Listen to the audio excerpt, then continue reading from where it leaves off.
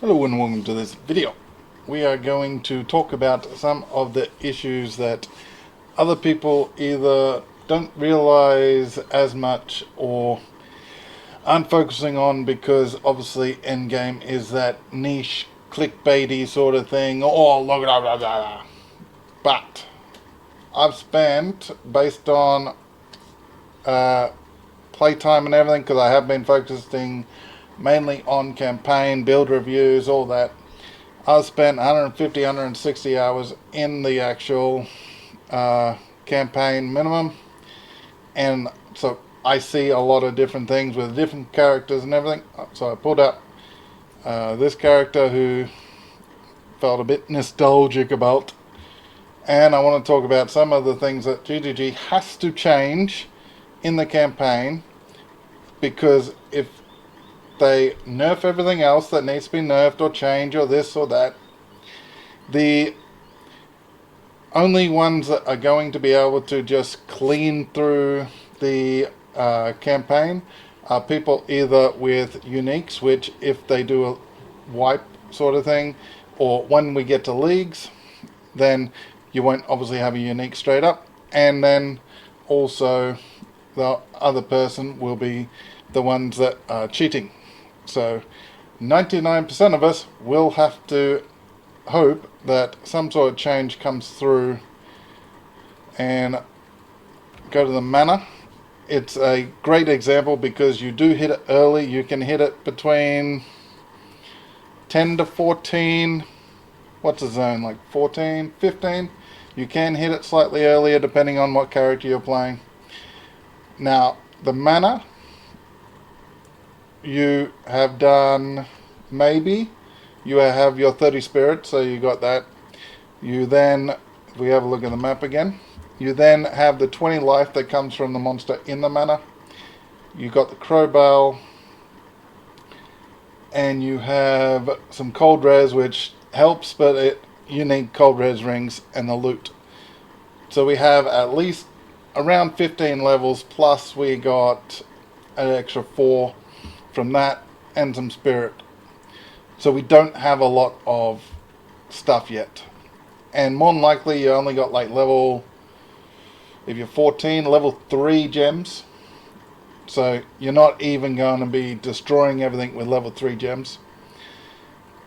Depending on the build, depends on whether the gem helps or the gear helps more. But we'll have a look. Now I assume this character can actually do some damage. I haven't played it for a while. Yes. Okay. This.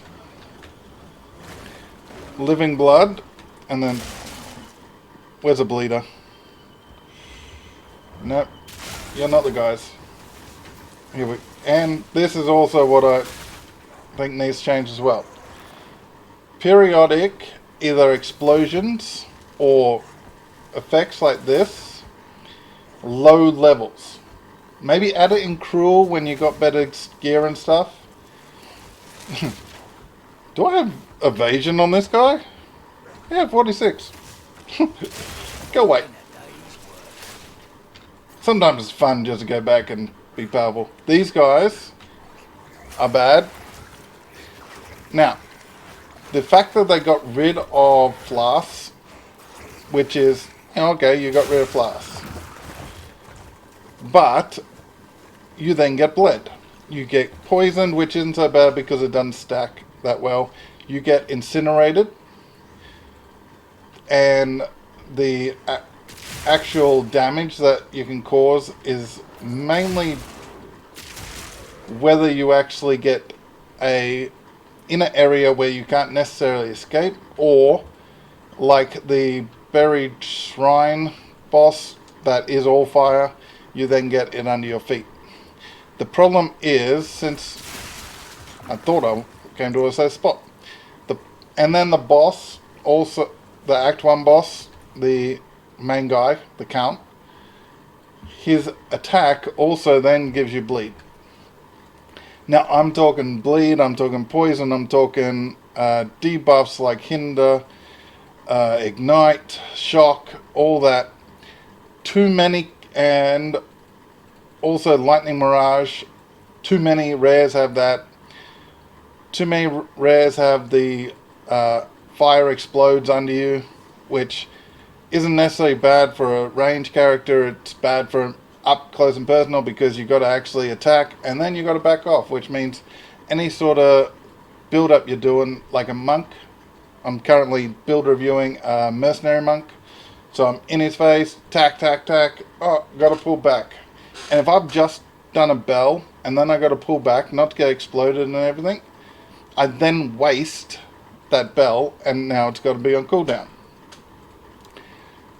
So, and then the projectiles of creatures is also needs to be nerfed like crazy. Running through the campaign enough so you don't actually have some good gear, you find all these little things that really need to be addressed. And I think the GG people, the designers, not their simp players, the designers need to sit down and rerun every single character. Don't use any special account or anything that gives you god crafting or anything. A burn account, play every single character, play through every single act, act 1, 2 and 3, and then they will change the game because they will find it hard. The problem is they play with god accounts, they got the crafting gear, they're trying different elements, they're doing this, doing that, but they're not actually playing as a normal person would find. Because if you play through once, maybe this area doesn't have so many bleed guys. I'd run through and it's like, this is okay. A couple of wolves, couple of the stick guys, not too many of them.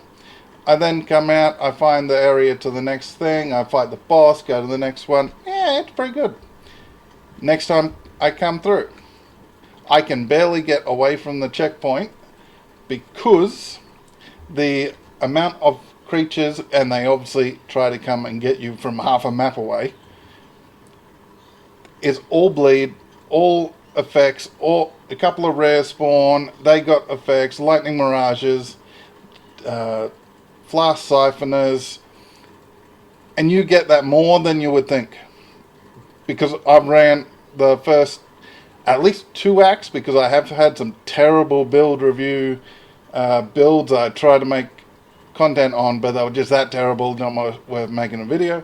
So I have ran Act 1 and 2 a lot. And yeah, you'll find that it's a lot more common than you would think to get a bad situation. Now, fair enough, they add some things after Act 3, where you got more access to more charms. You got access to belts from level 24. Area level 24 will drop a +1 belt. Obviously not guaranteed, but that's the thing. And then I think 50, 60, somewhere around there, towards early map, you got the chance of dropping a +2 belt. I think it's 64-ish, 65. But yeah, in Cruel or Act 4, 5, 6 when they release it, fair enough, you add in elements, you add in rares with debuffs and all that. But early on, it is just slapping the player in the face going, yeah, we took flasks out, now we're going to give her all the ailments that you could have crafted on those flasks, and we're not going to let you have any sort of ability to survive it unless you got enough life, or you run away and run to the waypoint and teleport out. What I would think happened was that they designed all this ailment stuff and everything just on you, all these ailments, all lightning mirages, siphon charges, when they didn't actually intend on taking out the flasks. Or they had some other system of the flask things, or the crafting system wasn't necessarily so restrictive. Otherwise, it's just dumb. And whoever decided it just wanted to go ha ha. I don't think that's probably the case. Benefit of the doubt, that because they're not that kind of people. that they designed the systems in different ways and didn't actually play it through properly because they based it on people who were too scared to tell them the truth, reviewing the first act 50,000 times, and didn't actually tell them the things that some of the things have changed because, hello, it was obvious, but they were too scared to not be able to play the game in without if they told them the truth. Like, what's the point of reviewing a game if you're too scared to actually tell the truth? So yeah, this is just one example of the manner, but it's the pretty much the first time you end up with ailments you can't do nothing about. The chaos is not so bad early on. It's only if you run into the King and the Mist area is a little bad because they are chaos based a lot. So if you get trapped and boof, boof, boof, fair enough. Poison, not bad. It's the physical damage from those poison spear little scavenger creature things in the nope. If I click the right button. In the hunting grounds, the little poison guys are there. Even earlier on in the Red Veil, the poison guys there. The projectile damage is just too much. Because they're small, useless creatures, we'll put in 5-10 of them. That 5-10 then fire 3 projectiles that do a decent amount of damage. And then you have 30 projectiles getting fired at you all at the same time. And then if they're magic, they got some sort of modifier. And then if they're rare, they got modifiers. And then you can die in 2 seconds just off screen by these projectile guys. So a lot of attention being driven towards Endgame because that's the cute niche term. Oh, Endgame, that's a broad section where people are just whinging and whining about that. Early access will fix that. The problem is these 3 acts are pretty much polished. These things are going to happen and keep happening and probably be worse in 4, 5, 6 because they have polished these 3 acts. Yes, they will change things. Yes, they will tweak things and balance things and do things like that. But they will not take away this charm system. They will not take away the fact that all these things have ailments.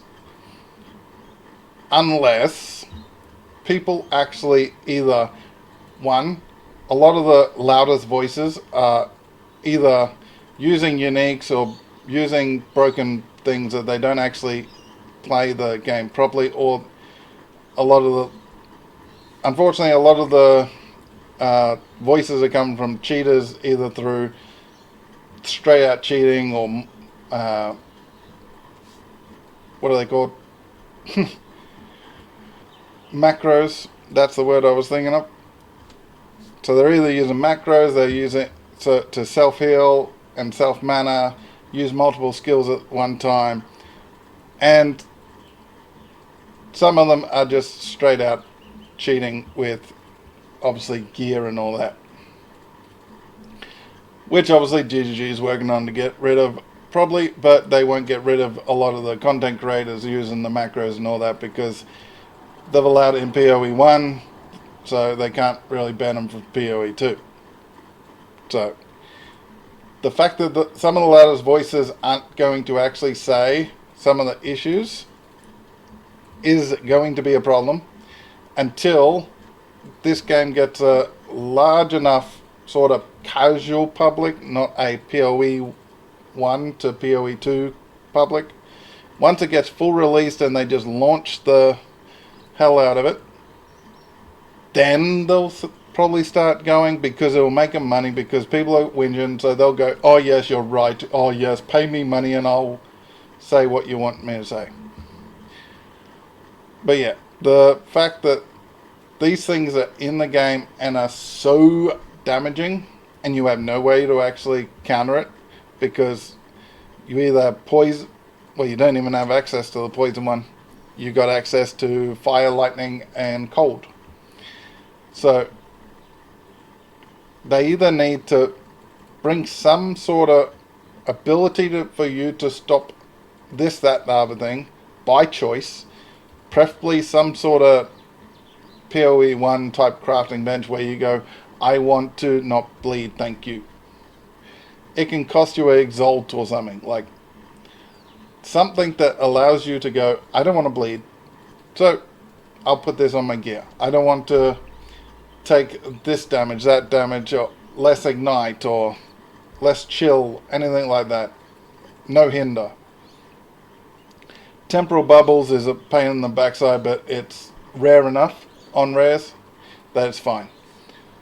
But yeah, that's a list of just off the top of my head, whilst I played the campaign for like 150, 60 hours plus, and all kinds of characters, what has commonly sort of annoyed me to the point where I want to punch the person who decided it in the face.